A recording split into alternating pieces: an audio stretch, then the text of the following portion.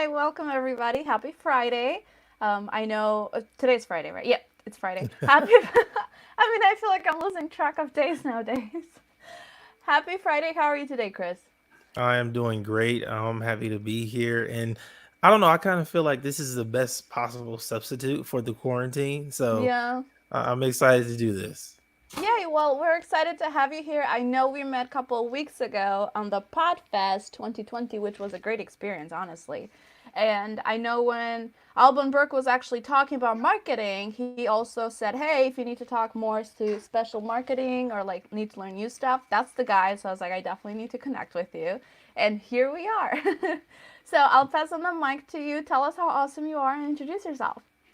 Yeah, I'm Coach Chris. And like she said, I spoke at Podfest. I'm actually booked to speak at pretty much every other podcast event this year if they happen. And I've been in podcasting for about 6 years now. I've produced shows, had my own network, gotten sponsors, and had an entire sports network get sponsored at one point in time. So I've kind of been on every side of it. Now I've built the Elite Podcast Marketing Agency, and we help launch, grow, and monetize podcasts. So tell me a little bit from when you very first started podcasting to now. Like, what is like looking back at it? Do you feel like you had no idea what in the world you were doing? I had no idea. It's funny, my network did extremely well, like overwhelmingly well. It Hmm. did so good I had to shut it down. That's how good it did. Because it happened in my second year podcasting. When I started off, I was in a small bathroom in my studio apartment. I didn't have any equipment, no microphone, no headphones, anything. I just went in there and said, I want to start my show, and I did it. And 2 years later, I had my entire network, and we had sponsors, over 30, over 12 shows, and I was so inexperienced. That's when I learned, okay, I can do a lot to get better at this, but I just moved really quickly too fast. It was like just hectic. So Yeah. I had to slow down, but it was a good teaching point because everything I learned then, I still use in my business to this day. How did your even podcast journey started? Like, why did you even start one? I was on Twitter, on basketball Twitter, and NBA Twitter is like a thing. And someone invited me onto their radio show, and it was live. And I remember going into the closet because my house was so loud. And he's asking me questions. We just had a conversation. And after the show, he hit me up on Twitter again. He was like, "Wow, that was really great. Have you done this before?" And I'm like, "No." And a ton of my followers was like, "Wow, we listened to that. You sound pretty good. Do you have your own show?" I was like, "No, but I'm gonna start one." That's awesome. So tell us a little bit about your podcast, Elite Podcasting. What so did like? How did your like? What did you first start doing? Is it more like advice or interview setup? Because mine, as we can tell, it's more interview setup.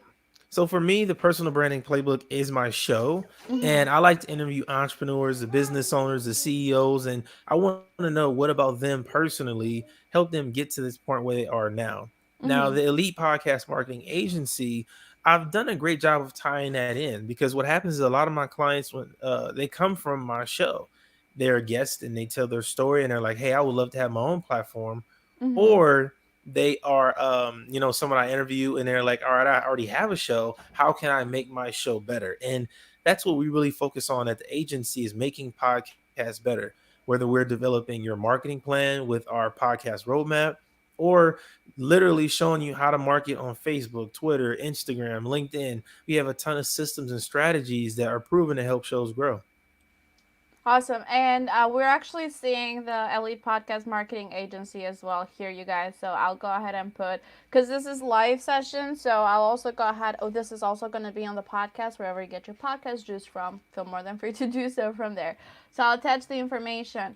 But you did mention towards how to market your podcast towards Facebook, Instagram, Twitter.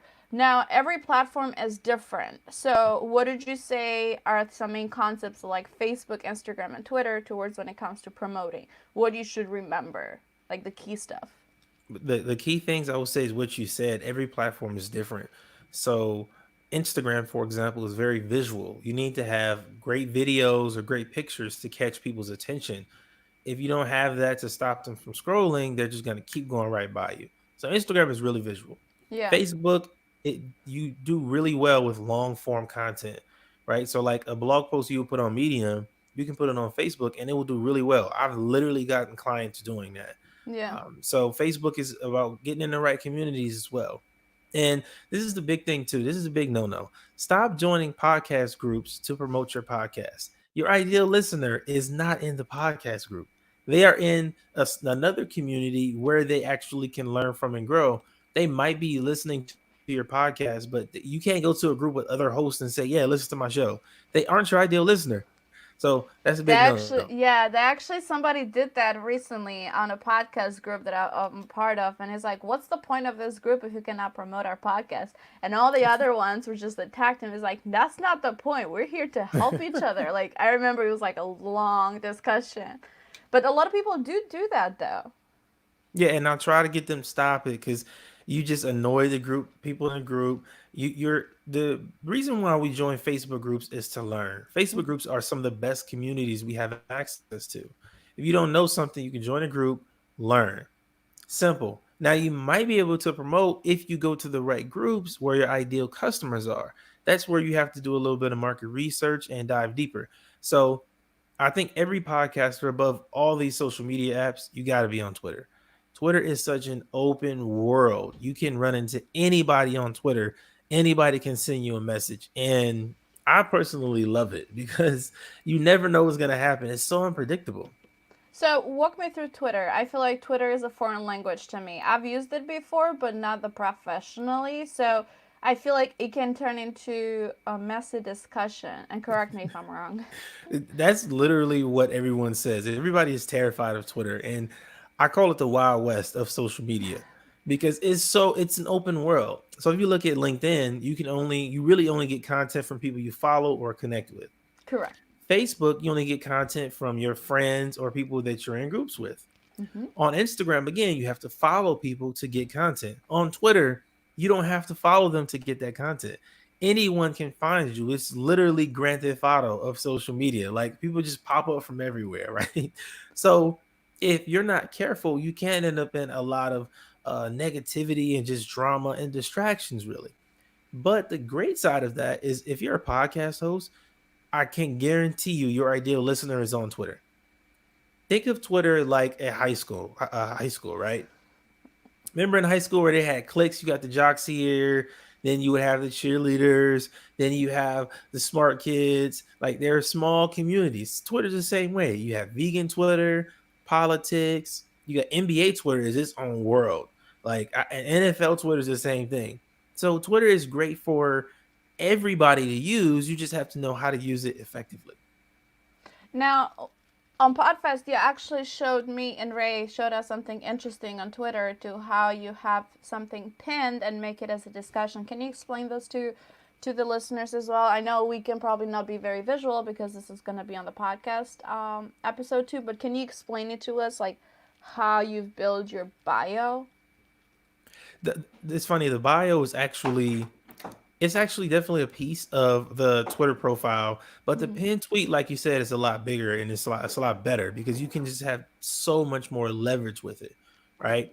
So what I call is a topic sentence tweet strategy.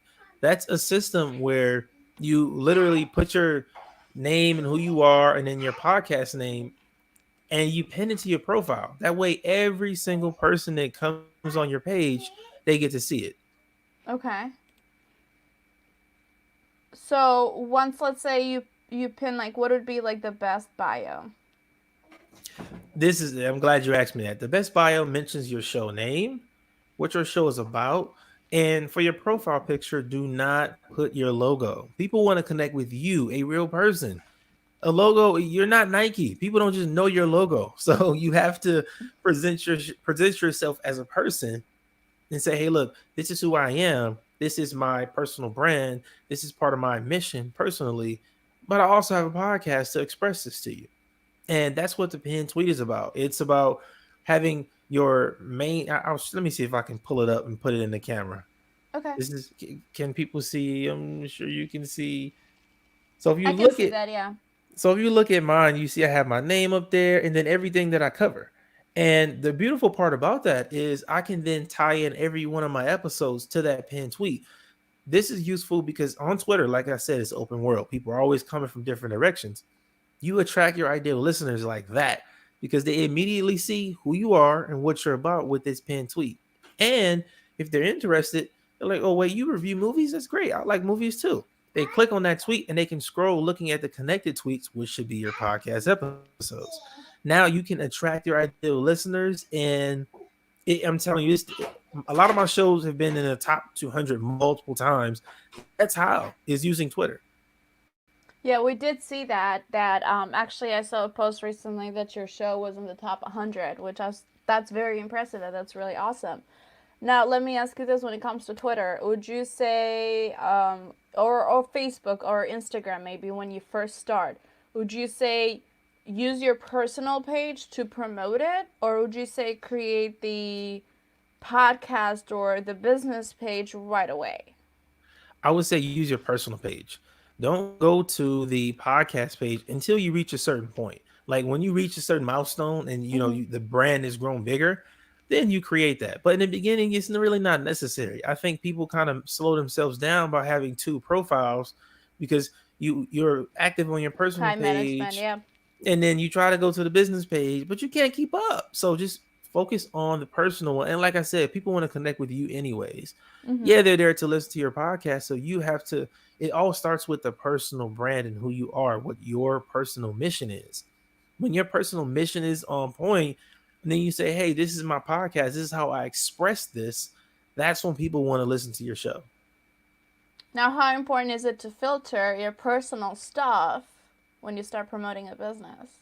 I per- Because if I look at stuff, for example, 5 or 10 years ago, I'll laugh at myself and be like, what in the world was I thinking? So we all have that. And I'm not going to sit here and say I'm perfect because I'm not. But how important is it to maybe go through all posts and delete some or make it private if you still want to have it before you start promoting something on your personal one? I definitely think there are some old posts you should be deleting. I would say you want to keep a lot of them though, because that's who you were. That's part of who you are now. Those experiences built you, right? Yeah. Like what you've gone through, what you experienced, those crazy pictures you took in high school, like that's part of who you are. You don't delete it. You want to leave it there. Yeah. So, also, let's talk a little bit about strategies. Again, every platform is different, but let's talk about ad strategies. Do you suggest to promote your podcast through ads or no? Yes, and the funny thing is, if you use a very small budget, it can be impactful. So, for me, for example, I've done $1 a day strategy, and that was when one of my shows got to the top 200 because I would just post content on Facebook, like my video highlight. I would post it on my Facebook page, run an ad to that, and then a call to action will basically be listen to the full episode wherever you listen to podcasts. Mm-hmm. Very, very simple. And that built my brand a lot because I'm constantly attracting new people who don't know who I am just yet. And retargeting ads work extremely well. When you have people that are coming to you because they've looked at your content before, visited your website, and they might not have listened to the podcast yet. When they see you that second or third time, they're going to see, oh, I know who that is. Oh, you have a podcast? Let me check it out. That works really well. So you said your call to action is for them to listen to the episode. Would you suggest like a link tree link for that, or would you suggest, because some people use Apple Podcasts, some people use Spotify, for example. So what type of link you would do, or your website? I would say if you want to do retargeting ads, Mm-hmm. use your website. Your podcast should already be on your website because that traffic is going to help you build your business, sell more products, all that stuff. But if you don't have a website yet, I know a lot of podcasters don't. We Mm-hmm. actually help with that too at the agency. Come check us out. Then you use what's called a wave link. Baird Hall over at the Wave Company, they make the audiograms. I know him. Shout out to Wave. And they also have the Wave link. It's Mm-hmm. free and you can literally add the top 15 podcast apps on one link. So if you type in right now WAVVE.link/PBP, you're going to see the personal branding playbook. And on that page, you can see 10 different links to where you can listen to my podcast. So that wave link is what I will use in ads because, again, like you said, you don't know if they listen on Apple or Google Play or Stitcher Yeah. or wherever. So you have to be prepared for that. And also, what I've noticed too is like, for example, for the longest time, because Apple Podcast, that's where most of the listeners come from for every podcast platform out there. Unless you're like looking at South America, Spotify is more popular. If you're looking at a part of Europe, then Spotify is a lot more popular. But within US, Canada, Australia, Asia, it's Apple Podcast. So sometimes what Instagram start doing, and maybe people didn't realize this, but they actually on the link that you have, they stopped allowing you to put your Apple Podcast link. So people start struggling if they start using like Linktree. I personally use Linktree, and I've seen actually a lot more traffic once you do that shortcut. So you allow people to go ahead and see which one of the platforms they would like to go with. Yeah, that's way better for marketing. You want to give your listeners options. I'm sure, I think 90% of podcasters miss out on new listeners because, like you said, they only post the Apple link, and that's just not enough. I'm trying to actually find out with mine. So on the bio, we're talking about something like this, you guys. So on the where's the camera? On the bio, it gives you like you can listen to the website, to iTunes, to Spotify, and to all the options, Perfect. and that would actually give you a lot of traffic. So if you can use a link like that for the Facebook ads, that would be great. Yes, it's amazing. And I tested it to see how it would be versus Apple versus the Wavelink, Yeah. and it was a landslide. The Wavelink is just way better. And let me ask you this. So we created it. So we kind of covering kind of this step by step, right? We're talking about social media, how you can leverage them towards your podcast marketing. We're talking about different type of strategies that we can use because each platform is different. And now we're talking about ads, what you can make your call to action, what would be the best way to make that call to action. Let's talk about how we can turn this ads, besides listeners, how we can actually turn this into money. What's really important there is, like I said, if you want to build your business, you Mm-hmm. have to have the traffic going to your website, number one. That's the most important. And then at that point, you can do retargeting ads. I did a poll recently on Twitter and I asked my audience, how often do you buy stuff from ads or Mm-hmm. emails? And they said, I don't really buy anything from emails, but when I see it pop up in the ad again, that's when I go and buy. So retargeting ads are actually the most valuable thing.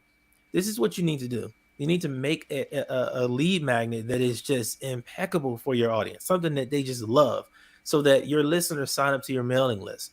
Now you can retarget those people on Facebook or Instagram and then sell your products and services. So if they listen to your show and they sign up to your mailing list, they're already halfway there. And if you get them on your mailing list, you probably be able to sell a lot easier there too. But I know the retargeting ads will keep you top of mind. Like if they see your ad every morning when they look at Instagram, they're like, wow, okay, I got to get that. Then on Friday when they get paid, they're like, okay, it's time to buy this because they remember they seen you all day, every week. Now, how, if you want to share personal, like, how have you been able to generate leads? Because you have a business, like, you have your marketing agency. So that's your product, that's your services. But do you also try to sell different type of products or services while you had the podcast to generate more revenue from the podcasting platforms? Yes, yes, I've been doing that for years now. And one of the main things I do is I interview my ideal clients. My ideal clients, I interview them as guests on my show. So there's no easier time to sell to someone than after you just had a long conversation. They told you their life story. We talked about their personal mission. Yep. I mean, at that point, it's super easy to sell, and I don't even have to sell it. I say, hey, look, I'm killing it with this podcast. I'm doing all of these things. You could have one too. The funny thing is, now I even shifted to where I interview people who have their own podcast. Now, if they have their own show, they come on, they talk about it and all this stuff. When they're done, they're like, man, I would love to grow my show. Let's work. Yeah. So I think the number one way we can leverage having a podcast is interviewing our ideal clients. Now let me ask you this. Who is your ideal client? For me, it's a podcaster. If you have a podcast, if you're serious about it, then you're my ideal client. And more specifically, the podcasters that are in the business space, like they have a show about their coach, an author, a speaker, or the entertainment space. Mm-hmm. And the reason I say this is because we can help both podcasters in different ways. We have marketing plans for Instagram and Twitter that work very well for entertainment shows. Then we also have marketing plans for Facebook and LinkedIn that work great for business shows. And now we have revenue products for both sides. So on this side, the entertainment side, they want to get sponsored. I can show you how to get sponsored in 90 days or less. I've done it before multiple times for my show and other shows.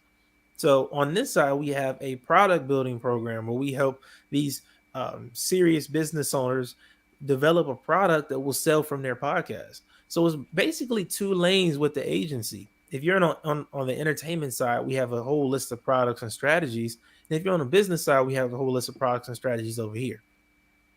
What did you say was like? Because you started about 2 years ago, and like we mentioned earlier, it was because of an interview. What did you say was the biggest lesson, or like a mistake that turned to be your biggest lesson throughout the process? Because like if I look back at my first episode, I look at the audio and I say, "Oh God, what I was thinking." So we all look back at it, and then we realize how much we've grown, and it's a process. But what did you say was your biggest lesson? Oh man, my biggest lesson was structure. Like I plan my episodes a lot better now. I plan my content a lot better. I do so many things to structure my show, and it really helps me build my brand. It helps me build my business. Like everything in my life now flows together. There's nothing that's off on the side. Like my business and my podcast work together. Everything is growing simultaneously. So I think, and a step above structure, I would say alignment, alignment with everything that I'm doing in my life overall, to where not only is podcasting something I do in my business, something I love to do, but it just is so fruitful for me overall. I think that's the goal, is to have everything we do work together. Were you always into marketing? Honestly, no. The name Coach Chris actually comes from me being a basketball coach. At one point in time, I was playing in college. I was blogging. I got like blogger of the month a couple times. Um, I was doing personal training, and I was writing. I had my basketball podcast network. Like I did a lot in the world of basketball, but I made a shift in entrepreneurship because I knew I could be more impactful here. Basketball was just a smaller part of me. It was the Mm-hmm. part that got me started, but definitely not the finishing point. So what I'm understanding, your the podcasting journey not only helped you, not well, let's back up a little bit. Twitter helped you to get that interview and to get into podcasting, to have your podcast rank in the top podcasts out there, and start a business from there. When you look back at 2 years ago, did you think podcasting would bring this to you? Actually, I started in 2015, so it's been Mm-hmm. almost 6 years now. So I didn't know Twitter would be as big as it would be for me. And Mm-hmm. I almost deleted my Twitter account multiple times. I just get so fed up with it sometimes, but it's been That would have been a wrong decision. right. Twitter is actually one of the places where I got my first customers online. I've made a lot of money using Twitter. Like it's been a game changer. I didn't know podcasting would be this impactful either. Now that I get to speak around the country and I have all these opportunities and connections, it's just it's been such a game changer for me. And I appreciate it. I'm super thankful for it. So you said about 6 years. Something that I actually, when I sit down with people that want to launch their own podcast or they want to have a coaching session, one thing that I see often is that people want to start a podcast because they want to start like receive revenue from it right away. Which absolutely, there's nothing wrong with it. I understand Hmm. you're devoting your time, and both me and you and a lot of podcasters out there, it is very time consuming. It's not just overnight type of thing, but you have to put in the grind work and put in the countless hours in order to get there. So, what did you say for those people that do want to start a podcast and think they're going to get like Joe Rogan type of ads? I would definitely say, sorry, Coco just ran in the room. It's I would okay. say, We're getting harassed by a little munchkin today, right. guys. I would definitely say you need a plan. If you have the right plan, it's possible, because I have generated revenue from a show in 30 days after, and some of my shows I've launched with a sponsor. It's very much possible. It just depends on the plan you have set and how you execute. When you have that plan set up and you execute efficiently, It's very much possible. And that's why we created the monetizing products we have, because it's possible. And I know a lot of podcasters want that. And I've done it. So I want to help other people do it now. And I'll tell you this, I know everybody's thinking, how much does this cost? It's only $500. Like, it's super, super cheap compared to other people that's going to charge you $10,000. Like, I'm not charging you that. You're going to make way more than what I'm charging you.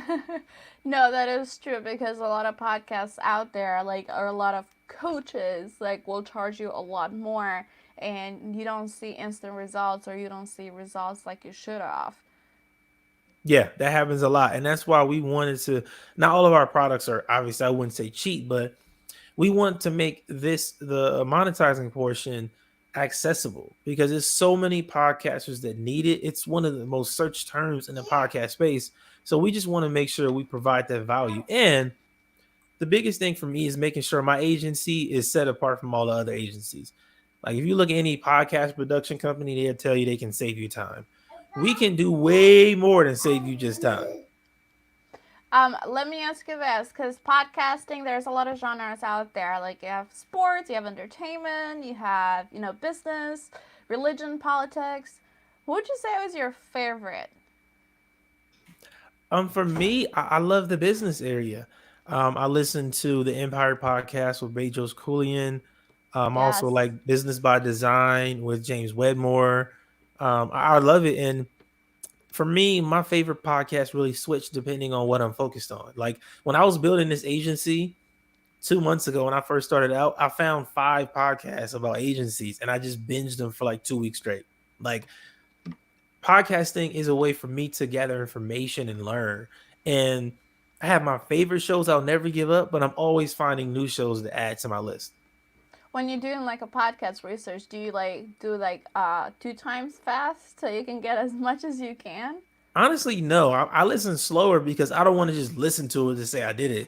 I listen and I will literally stop the episode to take notes on it. Like, the good shows, they make you stop and take notes. There's so many shows out there that are really valuable, and they taught me a lot and helped me build this agency. Like, we've blown up really quickly, really fast. It's only going to keep growing. So I think when you're listening to shows, you got to decide, if you're entertaining, then just go and laugh. But if you're trying to learn, slow it down, man, and take some notes on that. I actually sometimes, well, I forgot the name of the show, but he said whenever he does interviews, he actually tries to listen to like times and a half or two times faster, so he can try to get as much material as he can from the guests that he's having on the show. I think it's called The Hot Ones. The host of it said this, and it works for me sometimes. Sometimes it doesn't work for me, and I'm just always interested to see like if it actually works for other people to do like the times and a half or two times Hmm. when they want to do research. Yeah, for me, it's just, I don't know. I look at research as more of a, it's like for me with reading books. I don't just read through a book and speed through it to say I finished. Yeah. I want to read the book and gather information from it and take that information and then put it into action in my life. And I just think it comes down to what works for you personally. It could work differently for everybody. Now let me ask you this, Chris. We talked about do's on the business and the marketing. How about some big don'ts, some big no nos? Oh man, that's a good question. Big no nos. If you have a lead magnet and you're promoting it on your podcast, put the link in the show notes. Don't be lazy. It's nothing worse than listening to a show and they're telling you about this amazing product or amazing offer, and then you can't find a link anywhere. And I will say this too: you don't want to have 50 links in your show notes. I've seen that too, where it's just way too many. You don't want that. It's good to have at least 3. Maybe your favorite social media profile, your website, and a lead magnet. Very simple. That's more than enough to get some value from your show. And if you have a sponsor, definitely put their link in the show notes, because I've lost sponsorships like that. Like, sponsors are a big deal. That's a whole conversation by itself. But the show notes would have to be a big don't. Like, make sure you put effort into that.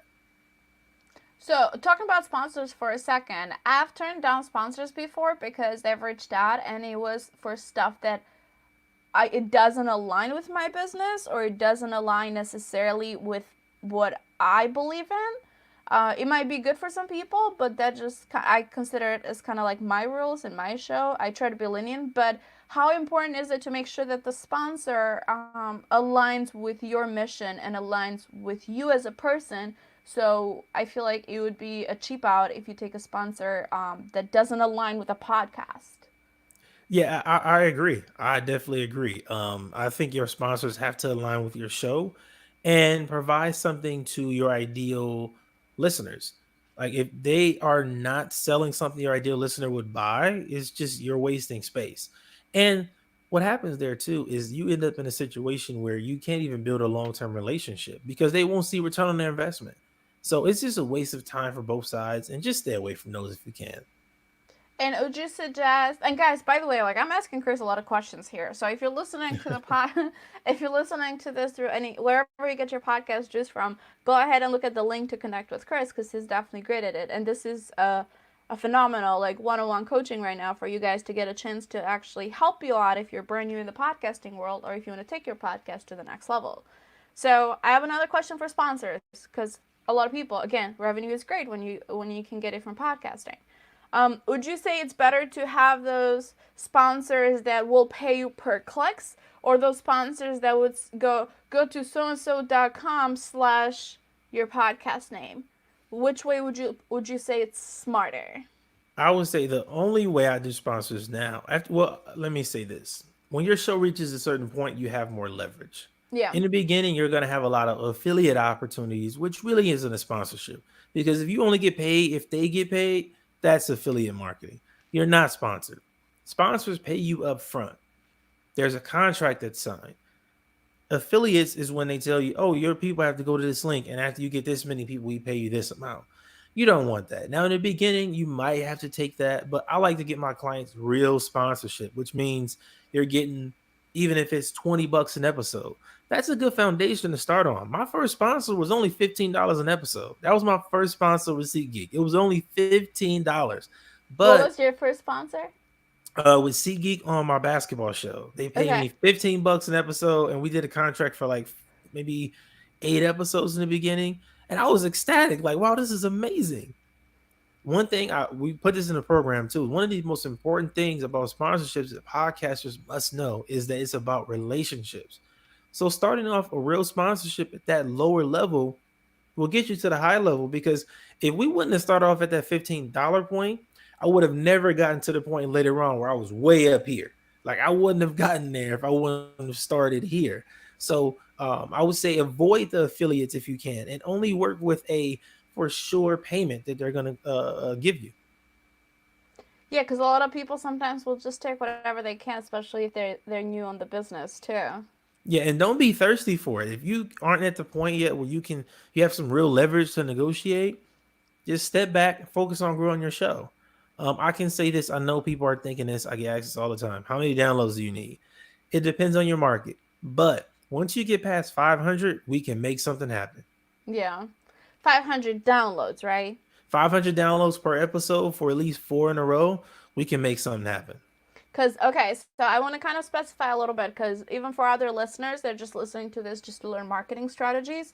A lot of people think that downloads and followers is the same thing. Can we Mm. clarify the differences between those two? I would say you can have people subscribe to your show, and that doesn't really mean anything. That doesn't mean they're listening. That doesn't mean it's automatically downloaded to their phone. You can have a ton of reviews and still not get listeners. The only thing that really matters is the engagement you have on your show. Are people actually tuning in? And I would say this is why it's so important to find one marketing platform and dominate there first because you build audience, build brand there, right? And then you're going to attract listeners every single day. That's how you build your show's brand. What's the best method? One episode a week? Two episodes a week? Every day? I would say it's all personal, but you should be posting it at the very least one per week. I found that I get the most listeners. My business grows the most. I've tried every day, like you said, one a week. Now I do two a week, and it's perfect. I get the right amount of leads. I have calls set up. My mailing list is growing. It all works together, So two a week is what I would say. But if you only Mm-hmm. have time for one a week, that's fine. Okay, and then I feel like I'm like cornering you with a lot of questions here, but I feel like all these questions are very important because on a previous call that I did a couple of weeks ago with my friend Ray, I said he was doing a live TikTok too, which TikTok is a whole different platform that you can leverage for Yeah. podcasting.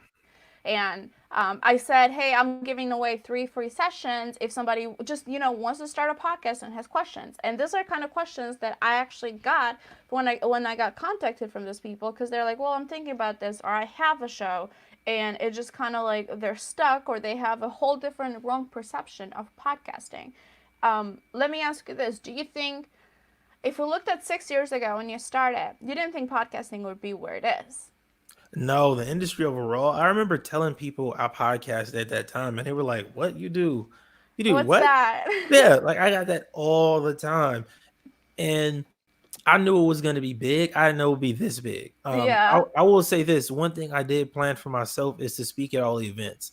I remember seeing podcast movement, Podfest, all that stuff being posted about on Instagram, and I was like, "Wow, I'm going to speak there next year." And I said that literally last year. And this year, my goal was to get 10 speaking gigs. And by March, I had all 10 booked up. So that was Nice. huge for me personally. Let me ask you this. Do you think podcasting is going to substitute radio 10, Um, 20 years down the road? I would say yes and no. Kind of it will, but the problem is we need better analytics first because radio thrives due to advertising. And podcasting isn't at that point just yet where the businesses can get the best possible analytics on all of these shows.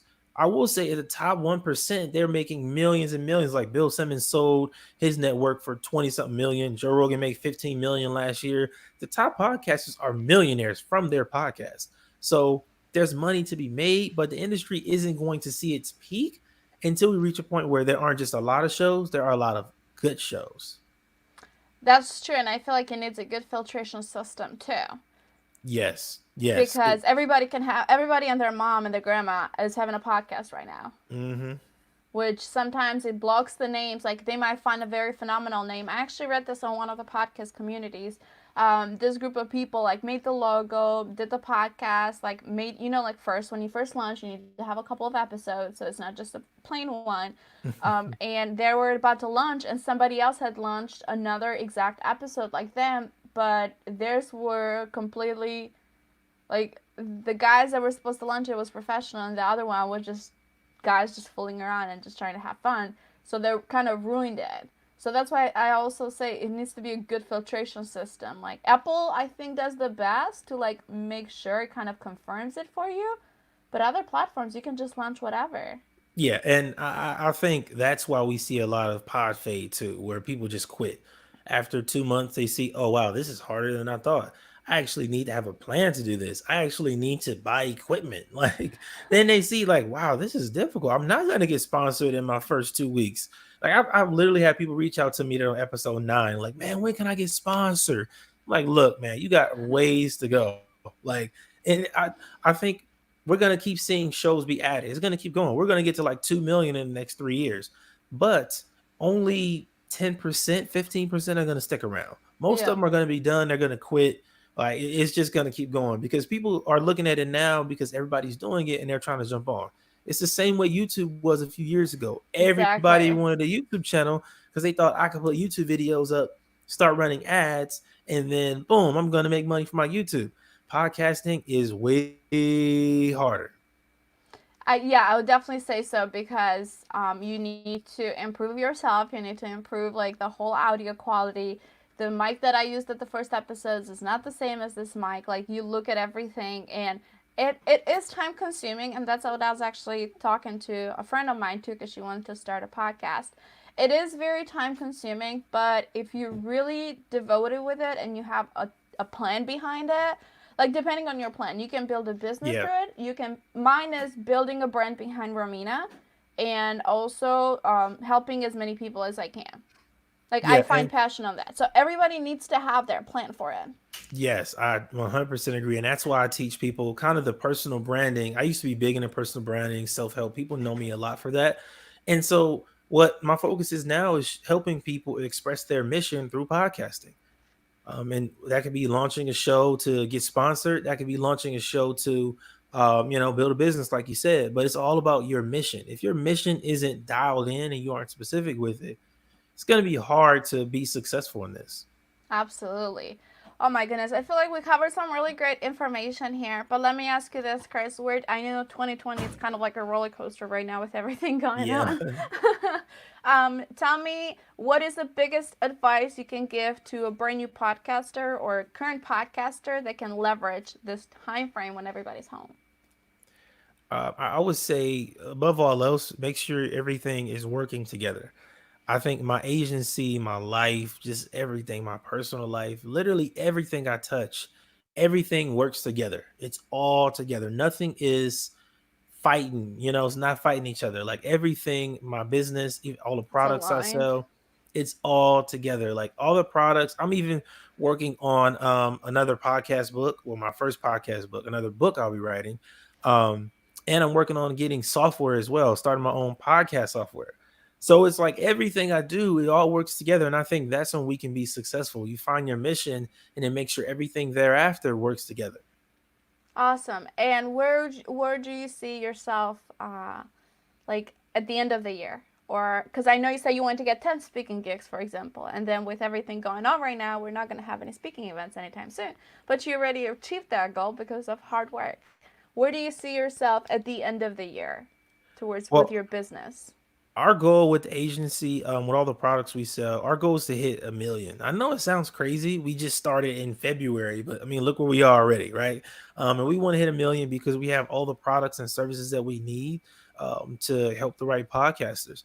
So I see myself with a large team. We'll definitely have some software up and running by then. And I was working on opening a studio before this happened, before I went to Podfest, but this slowed everything down. Oh man, but it's all right. Um, at the end of the year, we'll also have another system going on where I'll be traveling, doing interviews with some celebrities. So, man, it's gonna be big, man. It's gonna keep growing. That's amazing. I'm excited to see that. That is amazing. And I'll go ahead and at the bottom, you guys, for those watching this live stream or watching this on rmpodcastfl.com, you actually have a website, Elite Podcast Marketing.agency. Chris, tell us about the agency. Tell us what is the best way people can contact you and promote yourself. Tell us what project you're actually working towards. So, like I said, we have the products that can help podcasters. And if you go to the website, you'll see we have the launch kit, which will help you start a show. We have the roadmap, which helps you market your show. And then we even set up a monetization plan for you as well. But now we recently added monetization products. So if you're trying to get sponsored, we're doing a test for it right now. We only have room for about 7 more people. And we're going to help your show get sponsored in 90 days or less. If it's not sponsored in 90 days or less, we're going to give you your money back. That's what we're doing right now. That's a that's a deal. Like if you're not taking advantage of the deal, that you might be silly. Yeah, and Like that's guaranteed. you can go on the website, book a call with the team, or honestly, better you can just go to Instagram or Twitter at the Coach Chris underscore, or on Facebook, Elite Podcast Marketing Agency, and send a message. Like that's simple, man. Just reach out. I'm here to answer any questions, and I love helping podcasters. Awesome. Thank you so much, Chris. This has been amazing. And I hope everybody learned not one new thing, like I say per episode, but a lot more because was a great runaround. Chris is the perfect example of how you can go from a small interview to building a top podcast to actually building a business behind it. And he's very open to actually talk you through it. He's not the person that even when we met in person, like me and Ray were having like a lot of questions. You were just talking to us. You weren't like, oh well, get my package and I'll cover this, which I thought it was really nice of you because a lot of people do that, and I don't think that's ethical and I understand it's a business behind it, but I think like human contact is very important too. So thank you for that. And go ahead and contact Chris. Tell him Romina sent you, and he'll be able to fully help you from there. And Chris, I don't know if there's anything else you would like to cover before I jump into the final question. Just subscribe to the Personal Branding Playbook. I have so many things coming. Make sure you go and subscribe to the show now. Awesome. Now, my last question. It's what's your personal definition of success? Oh, I used to ask people this on my Key to Success podcast a few years ago. Oh, that's funny. I Wow. didn't steal it from you, okay? I promise you that. I just uh, asked this since I always think like people should define their own success. I So 100% agree. For me, I would have to say freedom. I think that we all want to be free. You know, you want to have the freedom, and when you don't have to worry about money, you don't have to worry about work. Nobody's telling you what to do. It's just freedom to be who you are, be your truest self. I like that. Freedom can be defined by a lot of different aspects of it too. So I like that. Thank you. Chris, thank you so much for being a part of this live stream. And I know now we start getting comments in here, but you guys go ahead and look at the actual full interview. Go to rmpodcastfl.com, as well as you will find all information about Chris on the details below if you're listening to this wherever you get your podcast juice from. And with that being said, thank you so much, guys, for tuning in.